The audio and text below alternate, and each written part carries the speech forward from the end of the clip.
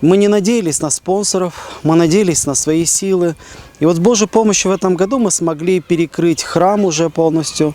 Мы смогли уже почти сейчас закончить фасад здания.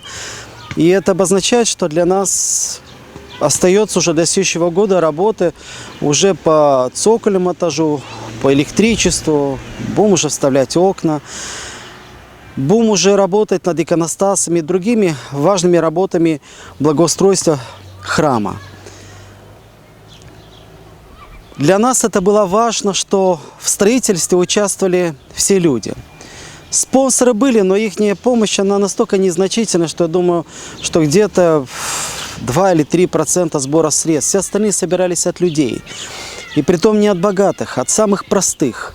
Людей, которые сегодня на пенсии, люди, которые получают скудную профессию, скудные средства из своих зарплат, люди, которые сегодня работают за границей. И вот мало-помалу каждый месяц эти средства собираются. Таким образом мы получаем эти средства и строили храм. При этом у нас кормили с улицы, как и люди приходили в своей очереди, мужчины, чтобы могли поднять свой камень, чтобы смогли приложить свои усилия к постройке этого храма. В этом смысле у нас считается народная стройка.